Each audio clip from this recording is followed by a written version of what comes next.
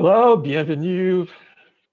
It's wonderful to see everybody on this September call for the Movement for Community-Led Development.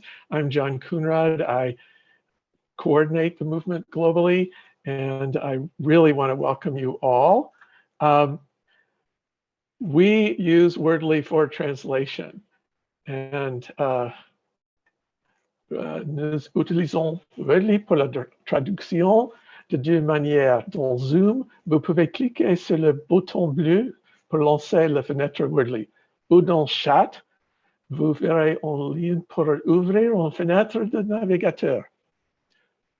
So if you are a French speaker, you have the opportunity to read the text in French by clicking on the link.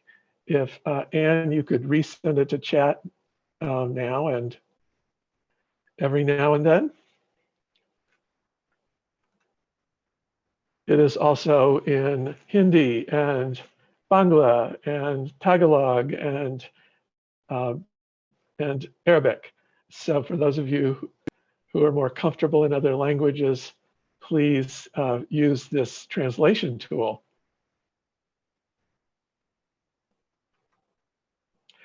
Okay, our agenda for today is for those who are new to the movement, I will give a short introduction to it.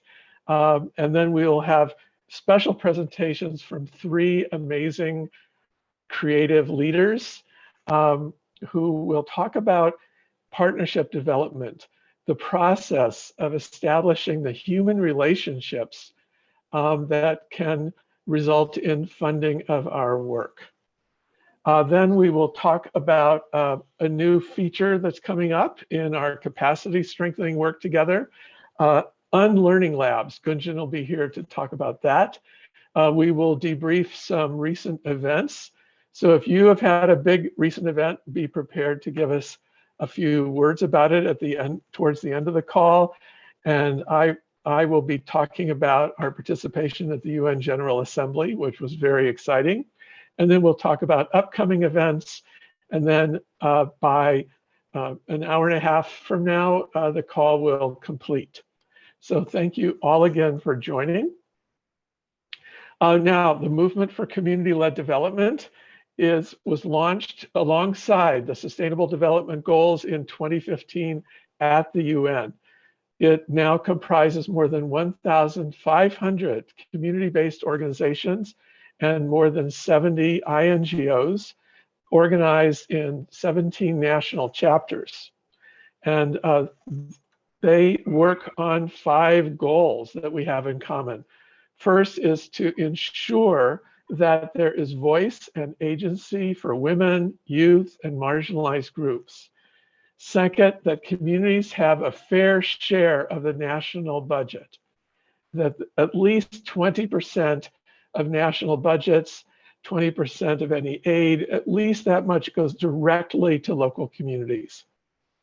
That communities have good local governance, transparency, citizen participation, democratic elections, effectiveness. That all of that together should provide people with their fundamental human right to equal access to public services and the information and the resources they need to develop their own resilient strategies. So that is what we are all working on. In just a moment, we are going to start with our special presentations. As I mentioned, we really want to focus on one of the biggest challenges that all of us face, and that is how do we form relationships with people in foundations and donor agencies or people who want to personally invest money in our work. But that's a human process. And so I've invited 3 very inspiring people who have gone through that process, who have created organizations, created initiatives, which at the beginning had no money. And so it really took a very patient and oftentimes inspiring human process to build those human relationships that turn into true partnerships. So with that, I want to introduce somebody who I met during the UN General Assembly, an amazing leader of emerging public leaders, and who was sitting alongside the head of the Ford Foundation, the former president of Liberia during a recent Teach for All conference at the UN General Assembly. So Karen, I turn it over to you to share your story. Thank you so much, John, and thank you everyone for being here. John, I have a question. How much time do I have? I don't want to run. 10, 15 minutes would be fine. 10, 15. Okay, perfect. Wow. Thank you so much, and happy to see everyone here. Where do I begin? Creating partnerships. I have learned so much about creating partnerships and the need to create partnerships and how to create partnerships, how not to create partnerships. Some of the mistakes I have made in my own journey of creating partnerships. And I'd love to share just 5 key things with you in the course of this journey. And like John introduced me, my name is Karen. I'm the interim executive director at Emerging Public Leaders, based here in DC, but we operate in Kenya, Ghana, and Liberia, and soon moving to Sierra Leone, Rwanda, Malawi, and a few other African countries. And I also happen to be the founder and executive director of Emerging Leaders Foundation, which is based in Kenya. So serving in these 2 organizations, definitely the need to create partnerships and sustainable partnerships has come up and is a subject that is definitely very enduring. Start with the first lesson. Maybe let me share just a bit of the story before getting into the lessons. For about 5 or so years, we invested in writing proposals, responding to calls for proposals, and tightening that. But then none of the funders ever came on board, or none of the investors ever came on board. And we took our time to understand how come. And I remember a number of funders were saying, your organization is too small. We only do big budgets. Some other funders would say, oh, will you give us 10% of whatever we are giving you, but know how to account for it? And of course, you know what that means. And some funders would say, we want to see the impact of your work fast.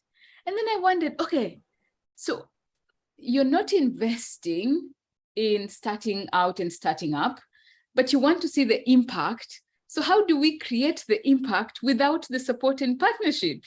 So that was really crazy. It was really tough until that time when we did a study and realized that almost over 99% of the funding we were receiving was out of building relationships, not out of responding to calls for proposals. So maybe that is lesson number 1 I'd love to share.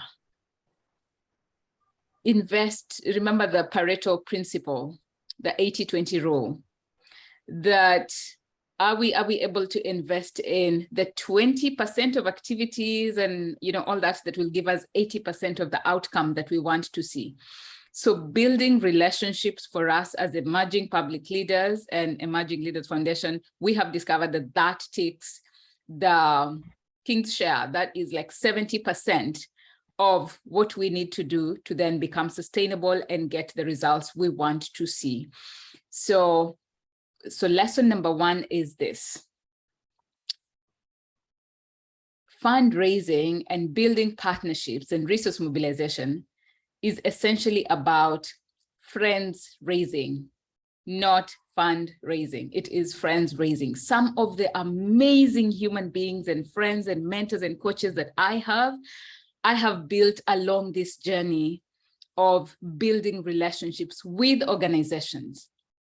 One other lesson that I wish to share with you that is touching on friends raising is on having genuine interest in people. Because when building partnerships, there needs to be genuineness. When all we want is the resources and the money from an organization and not having a genuine interest to know and understand and relate well and relate in a healthy way with the officers and the people in those organizations, then we miss the picture.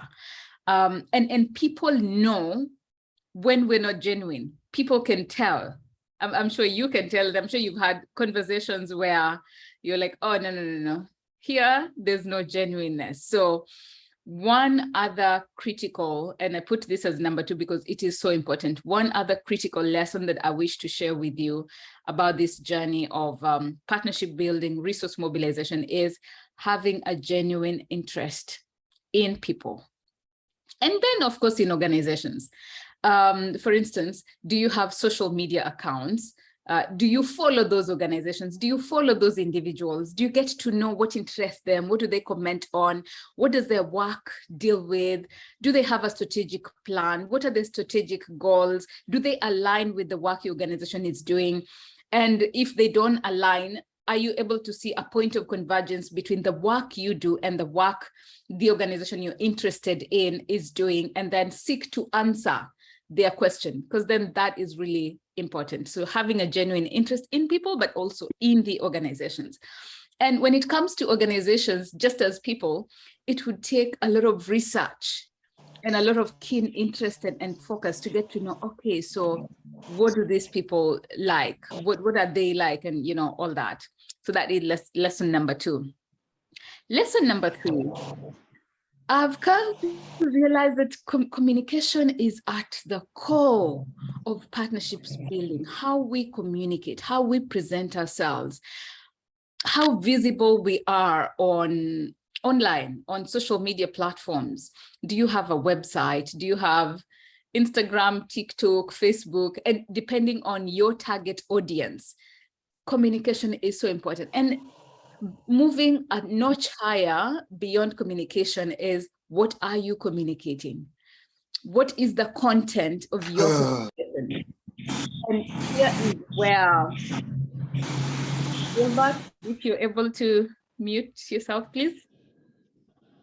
Thank you. And if you're able to get to the point where you actually communicate the impact of your work, because people do not want to know what you're doing as much as they want to know the impact you're having. How are you changing lives? Literally changing lives. How are you transforming lives? What are the stories of impact you have? And here is where the power of storytelling comes in. At Emerging Public Leaders, we have adopted that very, very powerfully. Stories matter. Stories are powerful. How can we incorporate stories in the work we do, the impact we're having, the people we're serving? We definitely have stories. They definitely have stories of transformation, even if it is just mindset shifting or actual transformation. Tell those stories. Tell those stories in a blog. Tell those stories on social media. Tell those stories on your website. Stories are powerful. Stories are powerful because stories help us to move from just numbers that we have impacted 10,000 people or we have impacted 100,000 people to the actual transformation of these people's lives. Has the quality of their lives changed or improved? Is it better? That counts more than just the numbers. We've reached, 100 people. No. Go beyond that to report on impact. That is really powerful. So the power of storytelling in communicating our impact is lesson number 3. Lesson number 4 is definitely integrity. Integrity. I have seen institutions that have collapsed simply because there was no integrity in the utilization of resources given to them by partners, by funders, by investors, or even by individuals. And integrity could come in so many ways. For instance, are we utilizing the budgets the way we said we'll actually utilize them? And if we don't, are we able to get back to the donor or to the partner or to the funder or investor to say, we would like to shift, this budget, this amount from this to that? And of course, issues about human rights, issues about representation, issues about voice are so critical when it comes to the issue of integrity. Are organizations taking much more than what they are putting into the projects to actually transform the lives of people? Is there corruption in the organization, or do we stick by the rules, by the policies, financial policies and HR policies that we have? And do we take care of our people well? Because people are right at the core of the work we do. And their voices matter, their lives matter. So integrity is really important. You can take maybe 10 years growing an institution and you have an amazing track record, great impact. But the moment just one thing about lack of character, lack of integrity comes in, it pulls the whole institution down. So please pay attention to the processes and, institutionalization of integrity within your organization. And finally, in terms of partnerships building for sustainability, let me now move from that and talk about sustainability of organizations. The work you do, the work we do is so important. And we need to be able to sustain that work 10 years, 50 years, 100 years from today. I really admire organizations that say we are 75 years old, we are 80 years old, 100 years old. I'm like, wow, we need to get there. And we need many more organizations, and especially organizations such as yours and ours, to actually get there, so that then we are passing on the baton from one generation to another generation to another generation. And sustainability is at the core of that. So for instance, if I can ask you a question, if your organization did not receive any additional funding today, no additional funding today, for how long will you sustain your organization and the activities of your organization? Because then sustainability means we should be able to be sustainable and to still meet the costs of our expenses for organizations and our activities for the next at least 3 years without any additional funding. And what speaks to that? It's having reserve fund.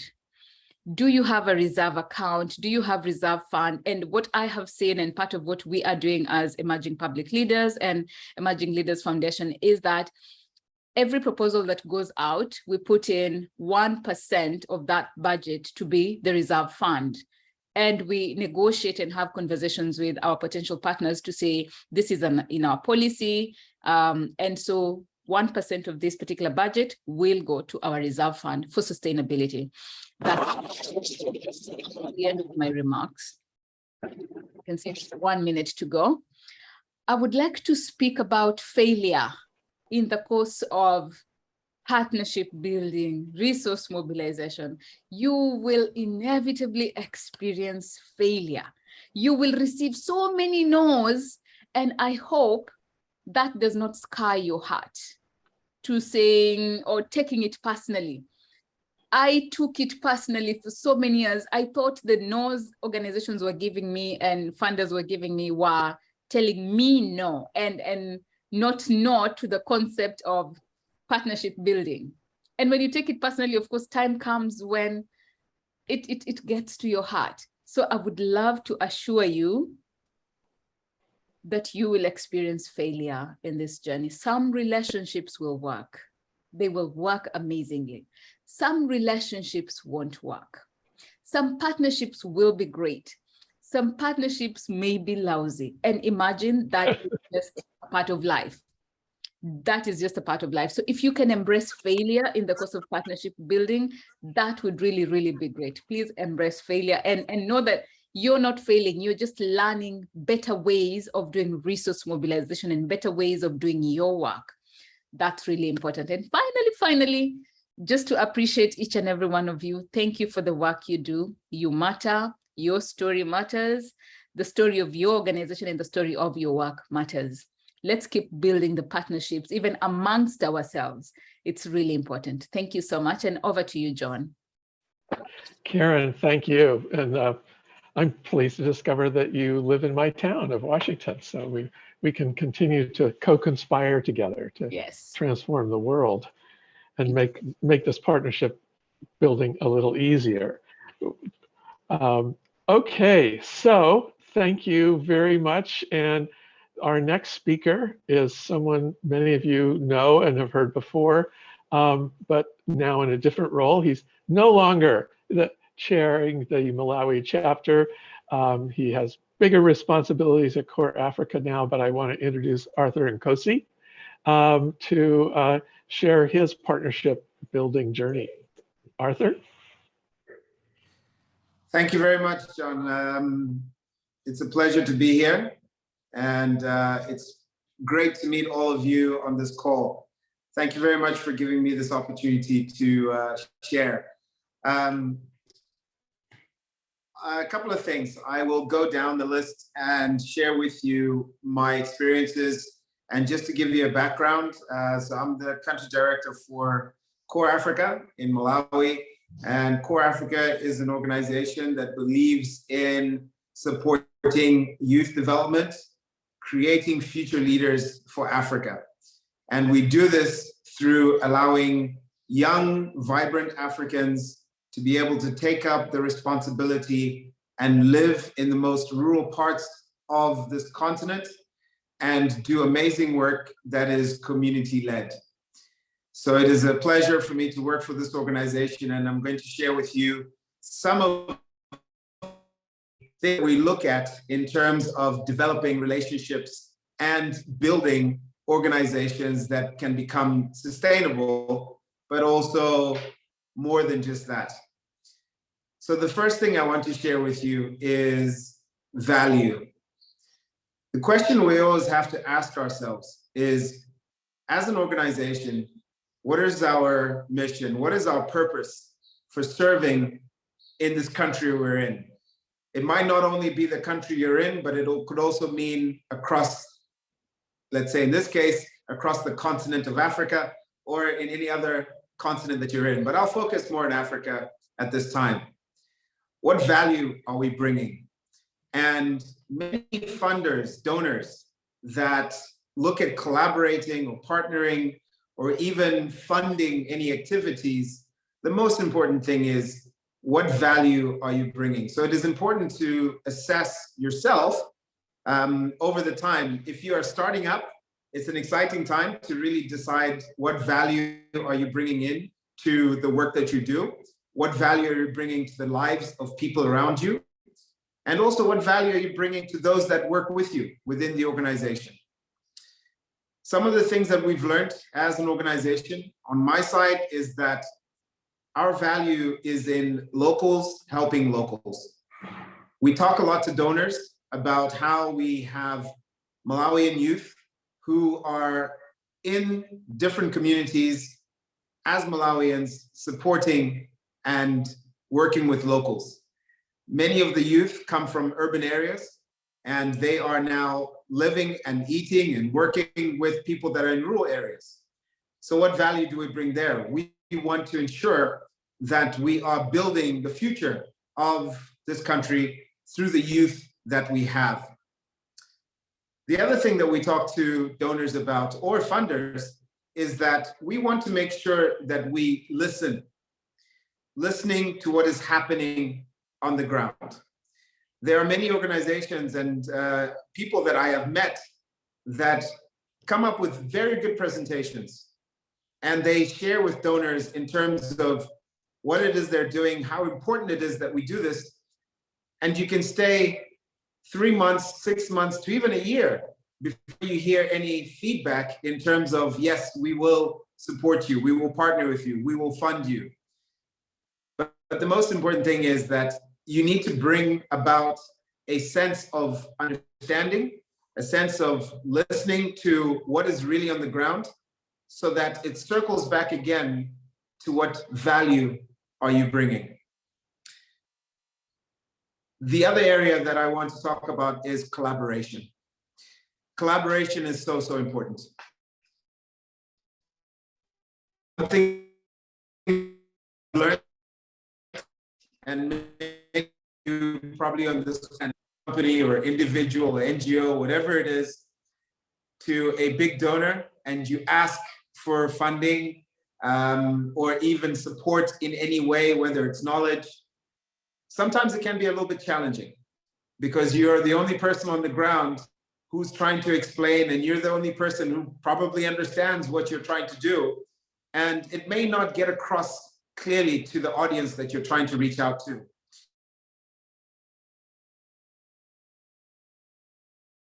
Collaborate with others. Finding others that share the same vision with you. And when I say others, I am talking about other organizations that can collaborate with you.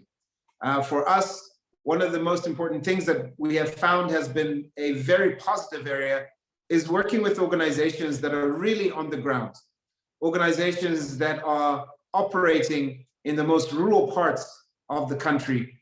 And then through that, we have been able to partner together, look at projects that are community-led, and then approach donors, sponsors, funders, or even private institutions to show how much collaboration has a powerful impact on reaching out to more numbers in terms of bringing value and positive change. Another important area that I have seen that a lot of donors, funders, sponsors are always asking for is, what is your monitoring and evaluation? Look at the work that you're doing and what kind of impact are you showing us here? And it is through this that not every organization has it perfect. I will say myself that we are still working on building a stronger M&E evaluation tool. And with support from the CLD, Global CLD, Movement for Community Development-led Development, we have seen that the tools that have also been created in really assessing the impact have been very powerful. To be able to give the communities the ability to assess themselves, have we as an organization made an impact and give that feedback to us, is very important. And we've been able to take that back to various donors and be able to show them the impact that we have made. Again, this is a very important part because for donors, sponsors, funders, or even private institutions, this is money that we are accountable for. We have to make sure that we are transparent. We have to make sure that we are able to show all the funding, the great funding that has come through the nation, what has that actually done for the people that we serve? What value has it brought to the people that we serve? I have found through time that the more you build up a database, this information, the more credible you are able to become. Now, I do agree with our first speaker, Karen, that you do fail. It is something that definitely will happen. And when I say fail, it means that you will go knocking on a number of doors. Just for experience, I have been doing an assessment myself of how many doors we have knocked on, and we have talked to over 40, 50 different organizations. We have had numerous meetings. You can set yourself a target of meeting 3 to 4 to 5 organizations a week. But one of the things that I must encourage you, that if you're in this phase, do not give up. Continue to knock on those doors. Because for me, what kept me driving was the value that I'm bringing to this. How this is going to be able to open doors and be able to support the people that we would like to see change positively, creating sustainable economic activity, creating sustainable projects that can be seen over time. And this is something that I would strongly encourage you to do, is to continue knocking on those doors. Lastly, I would like to also share a few things that I have seen from larger organizations that are international. We believe that philanthropy is also another way of building our own country. Looking at how we can reach out to leaders, business leaders, to really invest in the youth of their country. And I have knocked on many doors of private institutions who normally just look at opportunities for corporate social responsibility.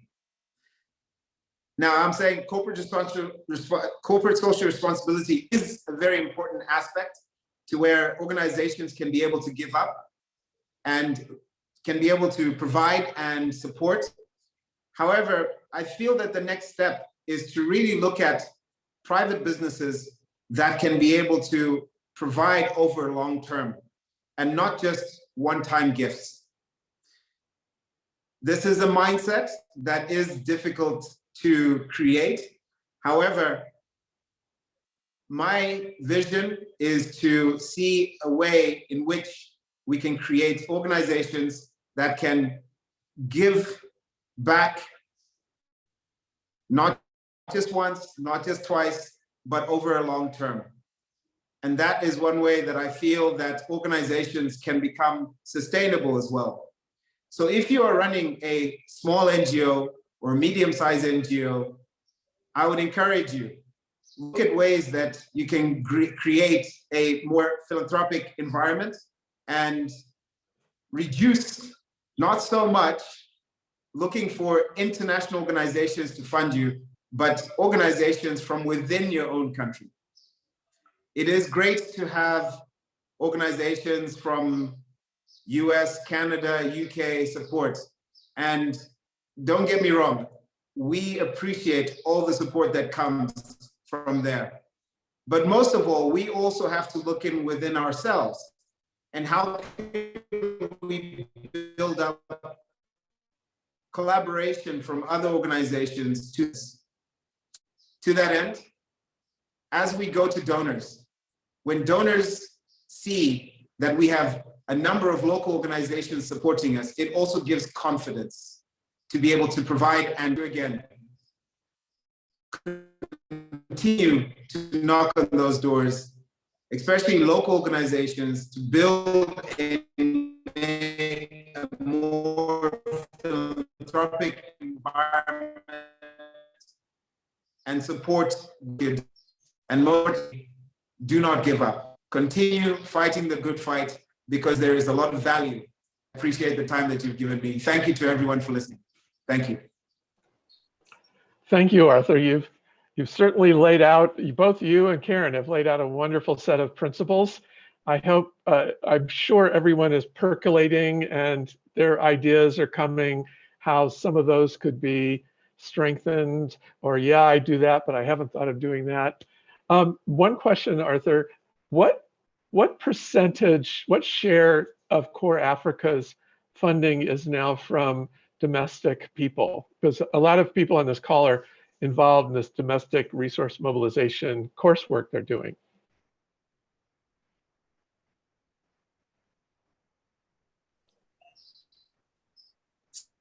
Still growing, John. It is quite a small share. I would say out of that, I would say Core Africa, we're getting about 5%, 5 to 7% that is coming from local organizations. And we want to see that grow each year. That's excellent. But it also, as you said, it communicates to the international partners that there's real ownership in Malawi for what you're doing. So that's great to hear. Okay, our third speaker is also someone that anyone who's come on these calls knows, and that's our West Africa Regional Coordinator for the movement, Pascal Jahosu. And Pascal has sent me slides. So Pascal, just tell me when you want to see slides and I'll put them up. Okay, please, John. Yeah, thank you, John. Hi, everyone. Thank you for this opportunity to share my experience in resource mobilization, particularly focusing on the development of the relationship, a link with resource mobilization. As John said, I'm Pascal Johoso, the West Africa coordinator for the MCLD. And for a couple of years, more than 15 years, I have been the country director for Hunger Project. And I stepped in for the MCLD since 2019. So my presentation will be in two parts. The experience I have with Hunger Project during 2018 to 2008 to 2018. And secondly, the second part would be with the MCLD from 2019 to 2000 now. Yes. Please, John, would you like to move to the first slide?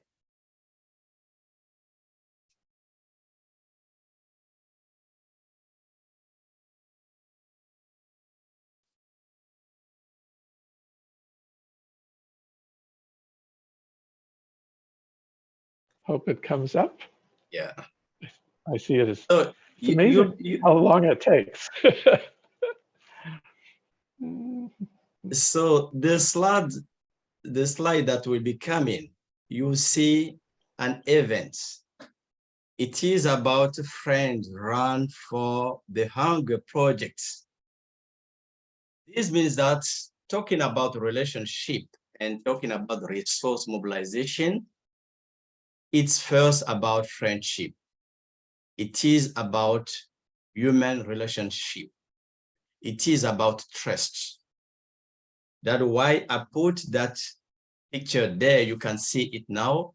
Friends Run for Hunger projects. And this was in the Netherlands in 2012, where people from the epicenter, the community level moved and joined people in the Netherlands to run for the Hunger projects for resource mobilization purpose. And let's move to the second slide. That was the part one, as I mentioned, the Benin case, the experience with Hunger Project from 2008 to 2018. And we move to the second, the next one. By that time, I will get just a brief feedback, background saying the funding support from diverse sources, we are not exhaustive here, came from the US, came from the Netherlands, particularly the private investors. We have resources from the Dutch embassy in Benin. We have the resources from Australia, GIZ, the World Bank from through the government in Benin. We have resources from ECO, IRF, UTRO. I'm not exhaustive, but you can see that we have many partners in terms of funding support at that time. Next slide, John, please. And during this period, resources were fully made available to cover the core program of the Hunger Project. We had the resources also made available for innovative projects, including research activities involving universities, particularly around Moringa projects. But the lesson I will be sharing during this presentation will be focusing on the experience with the Netherlands private investors and the Dutch embassy. This is how it goes. The next slide, please. You can see there, that was the first visit of the investor, private investor to Benin. And the thing here, we went to visit the epicenters. And the connection was made by the THP, the Hunger Project Netherlands. And those private investors come to visit Benin, particularly to visit our communities. our partners in the epicenters level. And at the end, we moved there to the sea at Ouidah and to take that picture. That was in 2008, to start our partnership. Next slide, please, John. And how does it work? We start first with the presentation on our work. We make it pleasant, but we keep it really professional as well.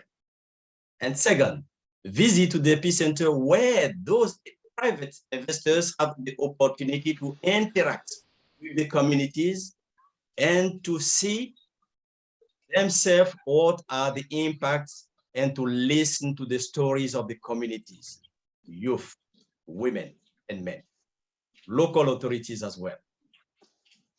And one thing very important, while we were traveling to the epicenter, we make sure we learn that we need to make it pleasant. We interact with the investors. We share stories. We have sometimes common joke. How do we see the Netherlands people and how do they see people in Benin? And sometimes it's really pleasant and we discuss and we have funny stories while traveling together. We have other entertainment as well. Music, sport, we sing together. And we have opportunity to continue discussion on working business as well. Mention just some. Please to the next slide, John. Yeah, you can recognize this picture as well, but why it's come back again? Need to feel our prospect as friends and tell them our story. The development of our work related to where we are coming from, what is our commitment, what is gearing us forward. But one thing very interesting I would like to share here from my education. I have been told that I could never ask for financial resource to someone outside my family. And I shared this with one of the investors. He said, Pascal, here you need to ask for requests. You need clearly to say, my friend, I need your support. I said, I could not say that. And he took time, 5 minutes. After those one went out from the car, he said, Pascal, you need to say that. If not, we stop here. I said, very tough.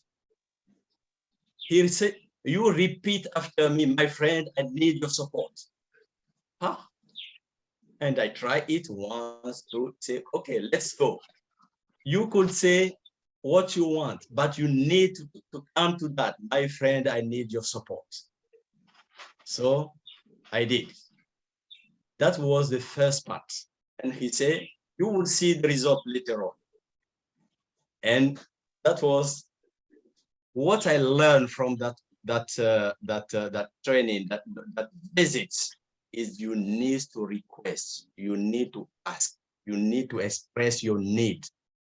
Not to someone you don't know, but you need to feel them as friends.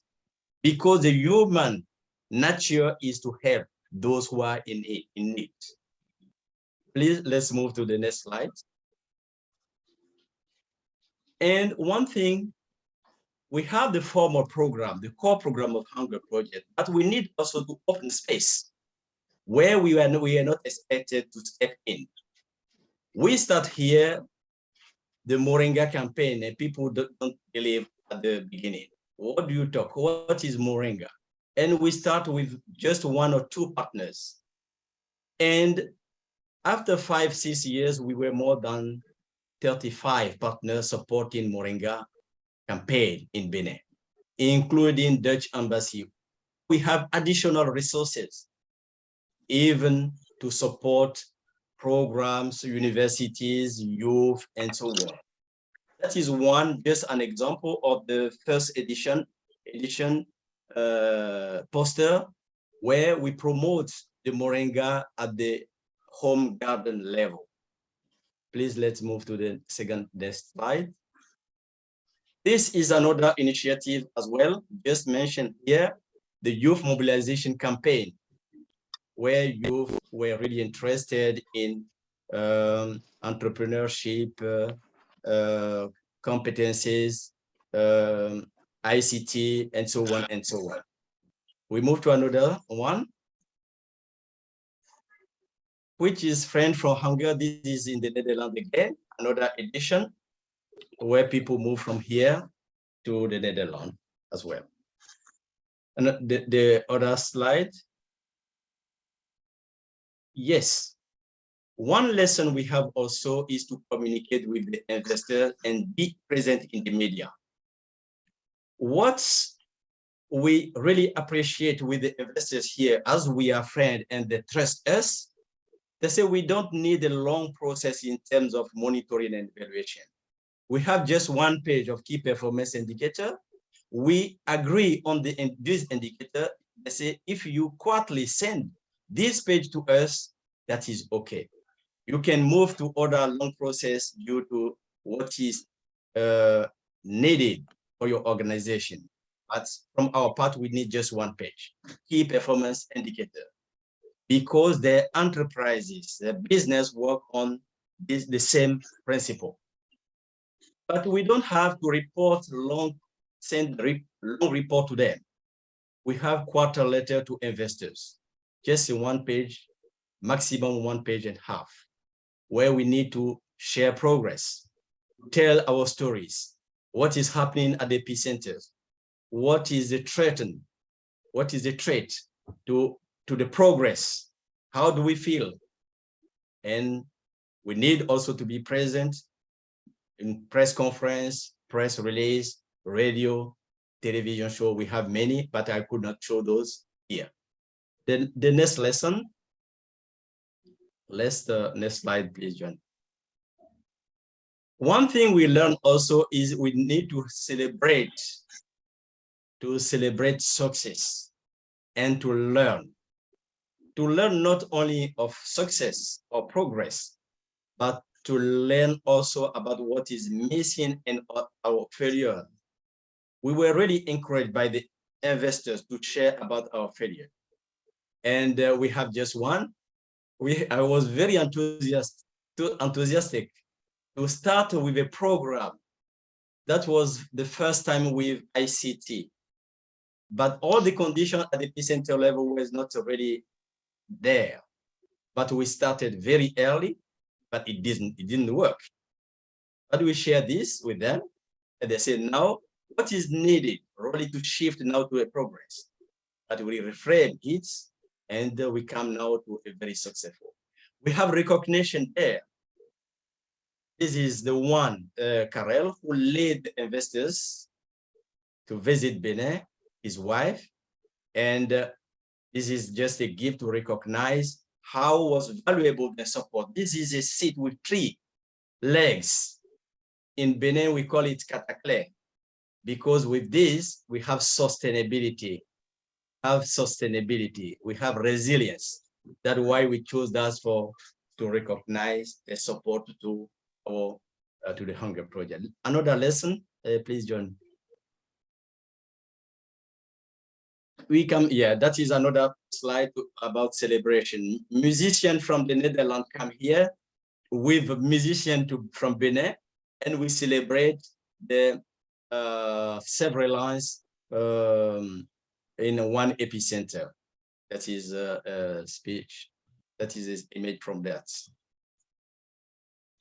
Yeah. One thing also is to make it as a team work. This team work is really important, because 2 or 3 people would not really be able to handle this situation. They are trained, and we share the same purpose, the same value in terms of how relationship is very important in resource mobilization. Please, another slide, please. Yes, confidence and trust. One thing we mention every time is we are all interconnected, and that is one principle of the Hunger Project we like very much. and we are one. And we need to know that the support to each one, to teach each another, is fundamentally the human in nature. So we repeat this. So don't be afraid, don't be ashamed. So move ahead. That is the principle, that is the nature of human. Please, another one.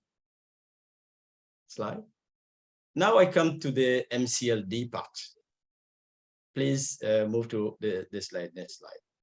Yes, here we need to find a way to step in the arena of the potential funding agencies or partners, where we have opportunity to elevate community aspiration as a foundation to make connection and develop relationship and explore partnership. This is very important to our chapter members here. And during COVID-19 time, we didn't have resources in advance, but we stepped to the ministry. We stepped to the Ministry of Health. We stepped to the Ministry of Governance, local governance, and decentralization to say, we are a platform. We could be involved. And we developed those posters that I will be sharing right now. So we have the Ministry of Decentralization. Yeah.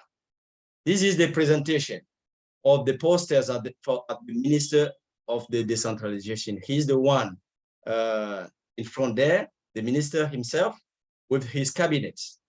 And we are presenting the poster set there saying, we are a larger platform and we need to develop a sound partnership, not only with the minister, but with the whole commune to make sure that we really take the COVID-19 challenge.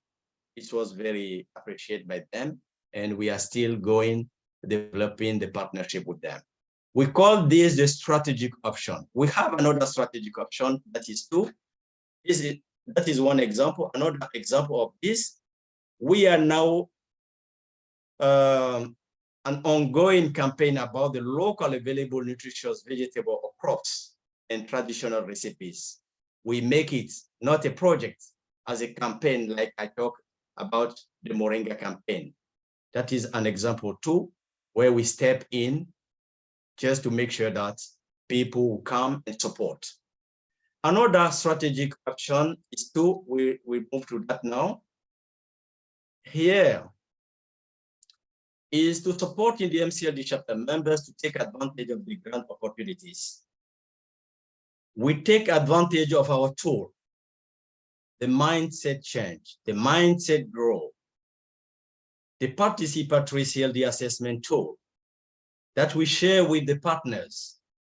And we told them that this could be a foundation for sustainable development. That is an asset. And the platform we call POJDDC, that is youth platform, very active in our chapter, take advantage of the CLD, the participatory CLD assessment tool to win a Swiss cooperation grant competition. Swiss cooperation grant, but that was still a competition. But other tools we are really prepared, we are continuously disseminating for the same purpose is the VCA, the growth mindset, and we are now in partnership with the IYF,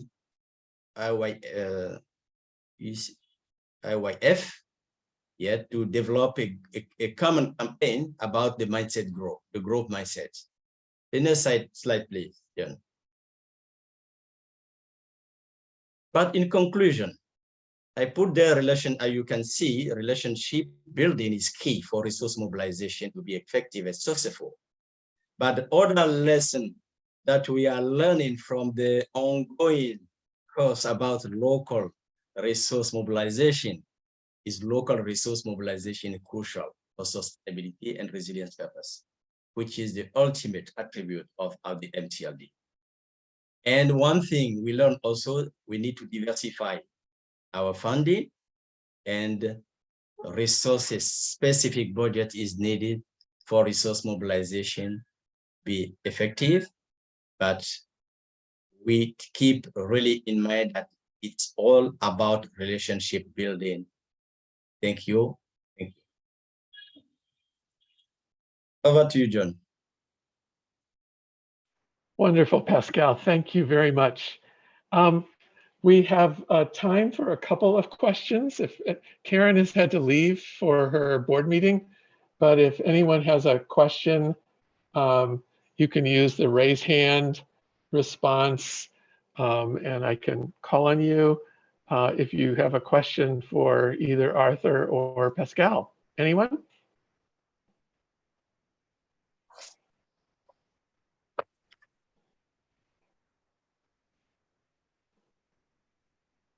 Teshome.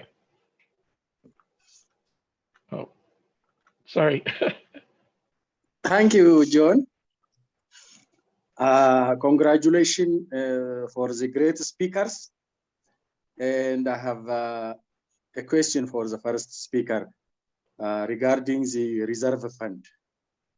I want to listen more because many donors don't allow reserve fund. Even if we get, for example, currency gain, they want to be reinvested into activities related to the project. So I want to learn more from her how they manage to convince the grantors or the investors. Very good. Thanks, Teshome. Yeah, Karen, as I mentioned, is no longer with us on this call, but you know, it sounded like a negotiation. You know, just having them see the value of that small investment in the sustainability of the program. I know my colleagues in Bangladesh have been negotiating with donors around a kind of a contingency fund, which is sort of like a reserve fund. But you know, it's hard. You have to negotiate, but you can only negotiate well with friends, as Pascal was saying. Okay, well, I'm going to... I think Jude had his hand up and Hillary has a question in the chat. Oh, wonderful. Jude? I didn't see his hand. Huh. Jude, are you here? Oh, thank you very much, Doctor. Can you hear me? Yes, you can I can hear you. Okay. Yes. Okay, thank you. Yeah, thank you very much. I was so much amazed with the report and Mr. Pascal have given so far what is happening in Benin and the progress so far.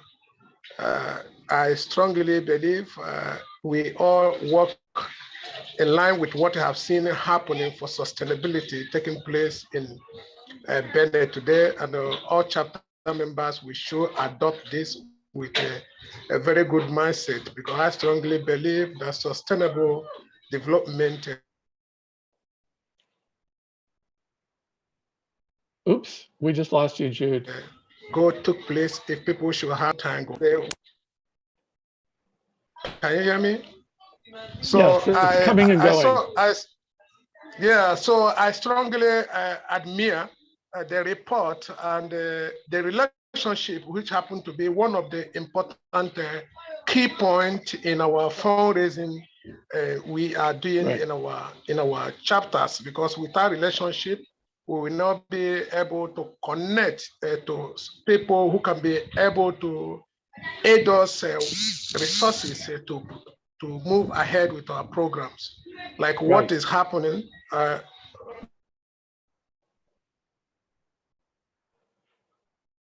Oops, Jude, you've broken up again. What is happening in agriculture? We are trying to. Can you hear me? Yes, yes, we can. Go ahead. Okay, I said presently, I so much admired the report given by Mr. Pascal and the other people, especially most important thing is relationship. And the relationship, we all need to strive to have this relationship and pave a way and have a nice connections in regards to those. Yep. Okay, Jude, we lost you again. People I'm going to turn to the next time. I'm going to turn to your colleague, Dr. Rebecca. Dr. Rebecca, you had your hand up. Yes, I appreciate all the presenters, Arthur and Oga Pascal, for this wonderful presentation, and we learn a lot. Attending the reserve is very, very important, and like I'm into partnership with some German organization, and they have already set 3% reserve every year for, wow. and that one you will not touch it, you will just keep it for the organization, and which is very, very good. And also when we were doing partnership with the UNHCR, they gave the international donor organization 5%, but then for the local organization, they did not give them anything. So Oh, no. I challenged them to give to the local organization so that this local organization will be built Yes. and then sustain. Because without keeping something, as Karen said, you can not move forward. Like during the Yes. COVID or about two or 3 years, CEPI, we did not get any grant from anywhere, but because of the reserve and because of the building of relationship, the people that gave us, then we keep on, we never stop. Because it is the passion, and it is, you did not form the organization for people to be supporting. They along, but you too, you have to contribute and then ask people from family, from friends, and it may not be only money, clothes, foodstuffs, and all this. Everything is very important for the most vulnerable. And I want to, with Benin example, I am soliciting for hunger project to go to all this country, and then said, okay, we are partnering with social organization. Like for example, if you come to Nigeria and the name is big, Hunger Project, we can take it, go to this embassy and apply, and then through this big name, we can get a lot of resources as Oga Pascal did. So please come down to us and to other partners, even without supporting, but with this flag of Hunger Project, we can do exploit and help our people. Thank you so much. Okay, thank you, Dr. Rebecca. Julio Togba. Thank you so much, Dr. Conroe, and thanks. I want to join the list of people who have appreciated the job well done by the 3 speakers, Karen, Arthur, and our friend and mentor, Pascal. The lessons they have shared are very, very useful. They stretch our mental horizon this afternoon. And so I want to say this as an appreciation for us who are just coming into this business, as Dr. Conroe, Madam Anne, continuing to make contact for us and put people to our disposal for us to talk with.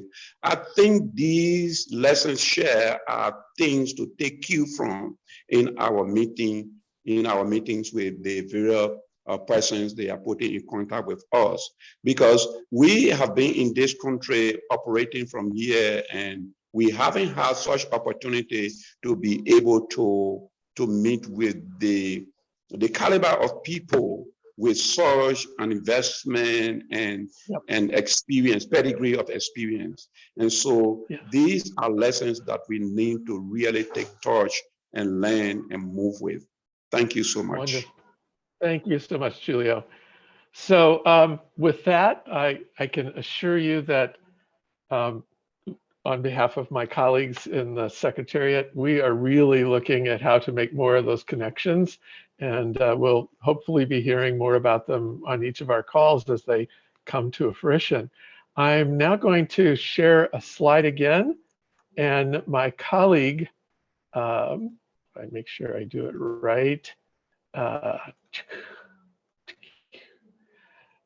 Okay, it'll slowly come back up. Meanwhile, Gunjan, you are back, and I want to hand it over to you. Thanks, John. And apologies, I missed some of the presentations today, but I look forward to catching up on the recordings and learning from everyone. So I just wanted to share, I don't know if this was already mentioned, but one of the things that we've been doing in the movement since April 2020 was creating a space and holding a space for all of us to be learning from each other and strengthening our capacities. At that time, we called them the COVID calls, adapting to COVID-19 calls, which Nellie Mecklenburg from ISC and I used to co-host and co-facilitate. And those calls were really spaces where we could make some of these connections to organizations like WHO and others, for them to listen directly from community-based organizations, national chapters, but for us to learn from each other. And then one of the things we decided early this year, based on what we heard from all our members and in consultation with everybody, was this need for mutual capacity strengthening, which is also one of the 3 pillars of our umbrella, strategy for the national chapters, right? And so we are starting, after a lot of consultation with a lot of people on this call and a lot of people who are not in this call. So thank you everyone for all the time that you put in to share with us, not just what you would like to see in the series, but also how you would be facilitating and leading the series. So we are starting the series beginning the 13th of October. We are calling them the Unlearning Labs. And we're calling them Unlearning Labs for a very specific reason.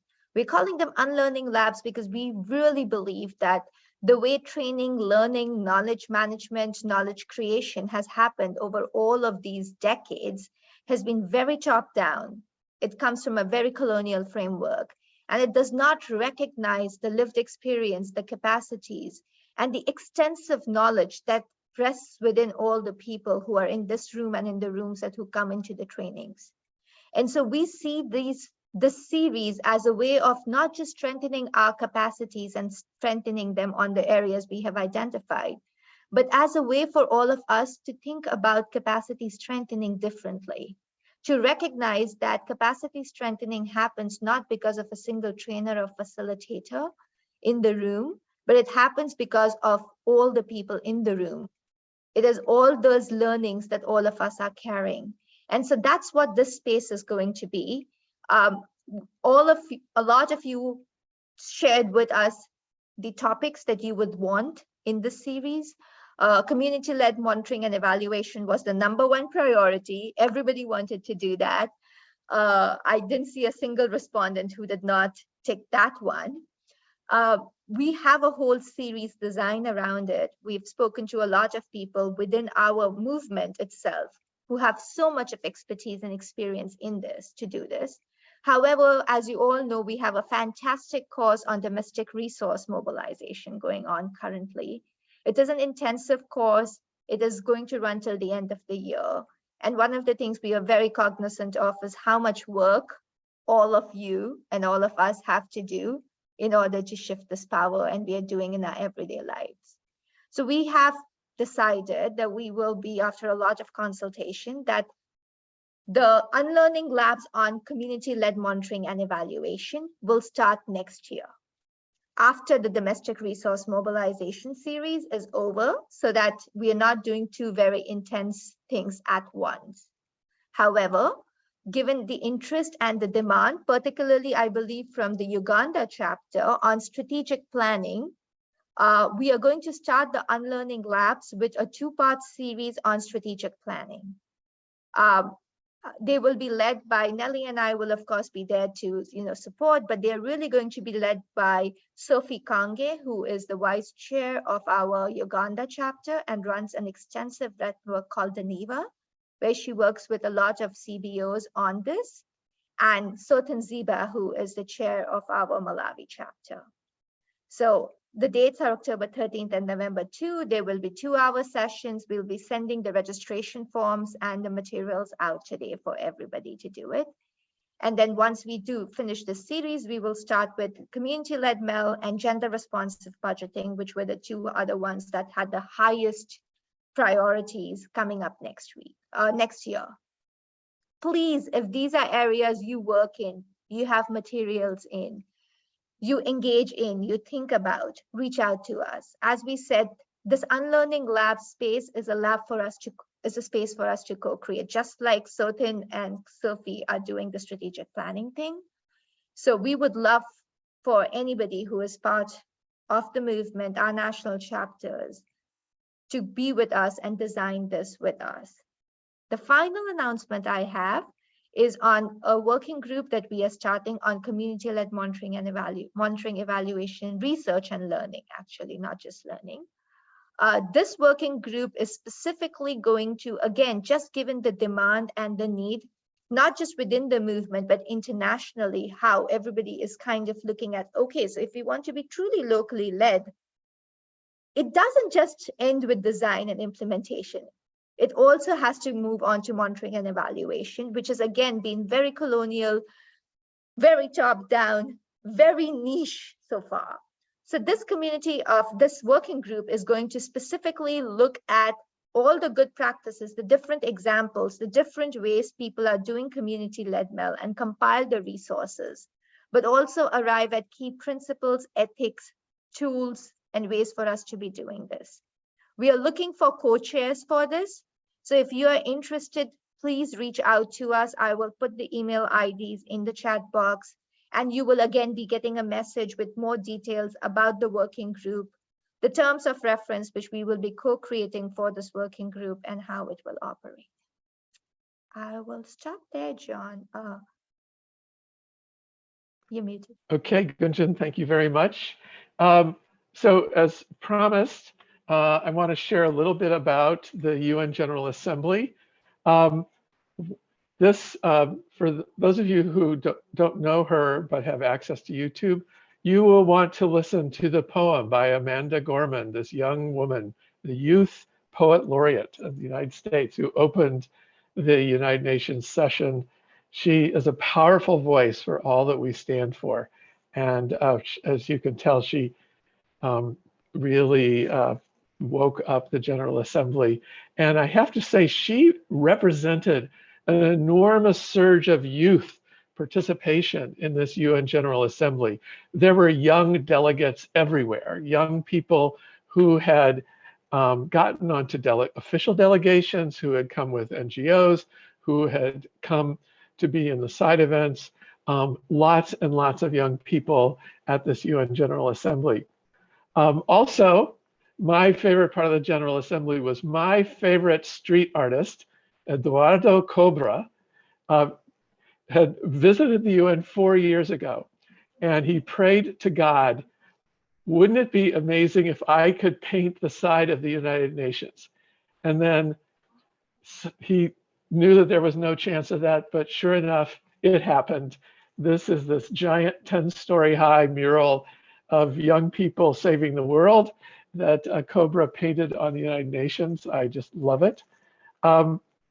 Also for all of you, feminists out there and for all of you Liberians out there, we got to participate on a localization session featuring Mama Ellen Sirleaf Johnson, the former president of Liberia, who also we've had contact with in the Hunger Project because we awarded her the Africa Prize.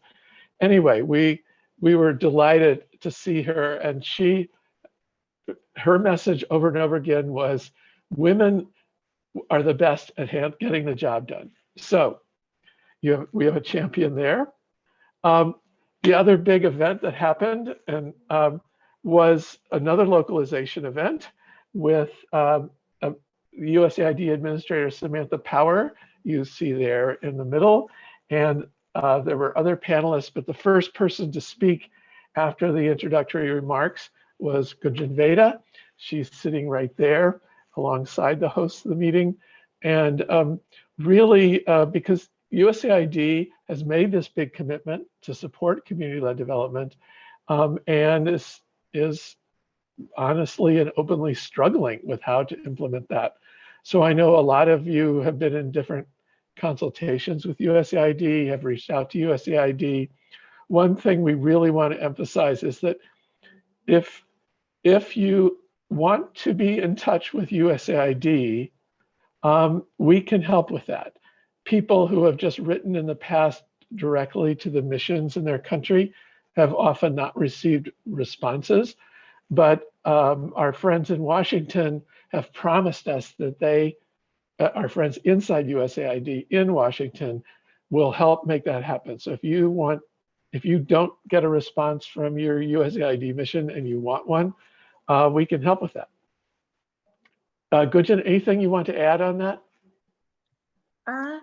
No, just one quick thing that we did, we had organized a special call with USAID for community-based organizations and local organizations only. This was a first because this call was just for local civil society. I know a lot of our INGO members wanted to participate and we could not participate because this was for them. But one of the things that has emerged is that, if you were a part of that call, we have already shared email IDs and resources with you. We are in the process of planning with the USAID team a follow-up call because we recognize that there are lots of questions that all our members had, the CBOs who attended had around basic things like, well, how many years of work experience do we need to qualify? Would we qualify for this? There were so many things. How do we get in touch? How do we start the process? How much time would it take? All sorts of questions. So we are working with the USAID team to again host multilingual sessions on those, to have them answer your questions, and we'll get back with details soon on that. We're also working with them on closing the loop.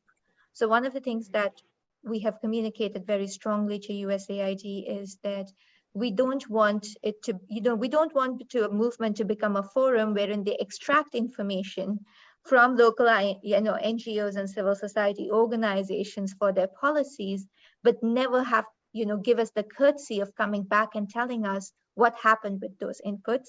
And they have been very receptive to that. So they have agreed that, like with the local capacity strengthening policy, where all of us gave a lot of inputs, every time we have an ask, they have an ask, we are providing inputs, we are sharing information, they will be coming back to close the feedback loop and tell us what was, what they were able to do, what they were not able to do in response to our inputs, and why not. So. Feet held to fire. Okay, so let me just go over some coming events. This coming right up, the next big international day is the International Day of the Girl Child.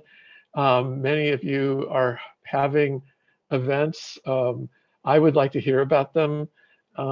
We've considered ways that we could have the girls and young women in our own networks be in touch with one another.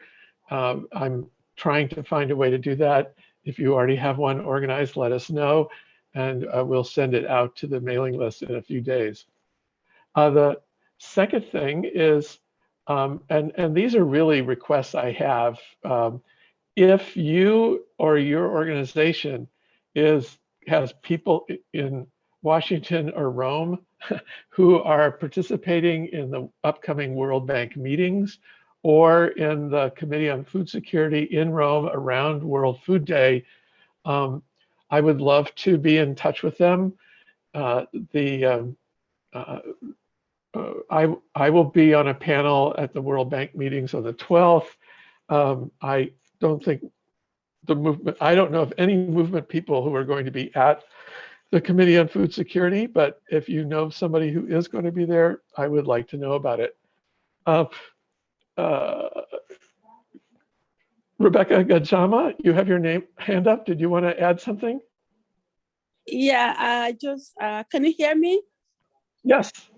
Yeah, I just want to appreciate everybody. I enjoyed all the contributions and what is happening in other places around the world, and a lot of support that the whole world is giving through different global agencies.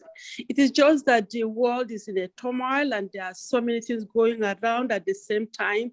And so we that are in the field, sometimes we feel overwhelmed, but when we look at it, that this is not just around us, but we are just a piece of what is happening globally. We are sometimes made to appreciate and continue to go on because of the call for humanity in our lives and our passions. I just want to speak and say thank you so much for reminding us about the Girl Child or the Girl Child Day that is really coming soon. I really want you to remember Education Must Continue initiative, because that is my organization back in Nigeria. We deal a lot with children, hundreds of them, and graciously, many are going to colleges. We are still on, but the most critical one for us now is that we have a lot of high-profile girls that are in the hiding, that have just, if you hear the news about Nigeria, that some of the Chibok girls are getting their ways out with children. And our hands are full. We are really working under the table because neither the girls nor us are safe if we have to be open in the open. Yes. So we have all of this coming. Keep praying for such girls. It's difficult after 8 years to begin to go back to start elementary work with such girls, and they are still insisting that they want to do education. So I want you to remember Education Must Continue in this particular program coming. Right now, we have a lot of high-profile girls that are under the table, and we are just getting them through whatever way to sustain them before we know the way forward for them. Thank you so much. Well, thank you for sharing that, Gajama, because this interconnectedness that we all have does, as mentioned earlier, bring love and solidarity, but it also brings strife and turmoil. And the journey we are all on together is a very, very rough road these days. And I will definitely include the Chibok girls in our prayers. And I deeply appreciate all that you and all of our colleagues are doing for improving the lives of girls and young adolescent women. All of these are our future. And so thank you. Let me make a few more event mentions. You may have friends who are going to COP27 on climate change, or you may have friends that are going to the International Conference on Family Planning. Both of these are coming up in November. I hope to be in touch. I will not be at either of those things, but I hope I'm sure someone in the movement somewhere will be there. And so we hope to bring you MCLD relevant news from those conferences that are coming up. And finally, it has been circulated now many times that a Women Deliver is happening in Kigali. And it's they're expecting 8,000 people in person and maybe 200,000 virtually.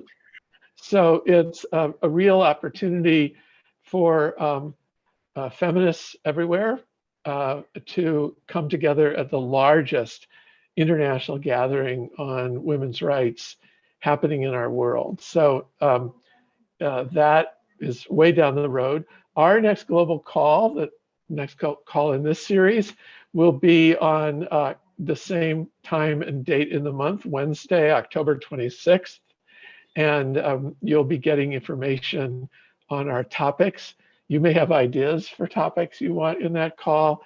But one thing I've heard from is that there's about to be some new data coming out on decentralization and the shift in power to local communities that the OECD has been compiling. So we're hoping to have that to share on our October call.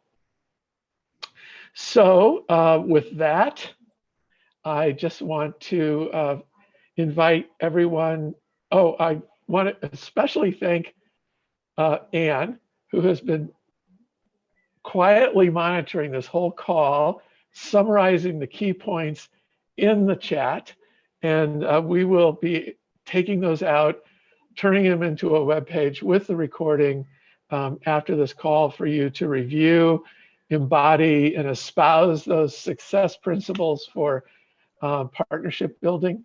And so I really, really appreciate that, Anne.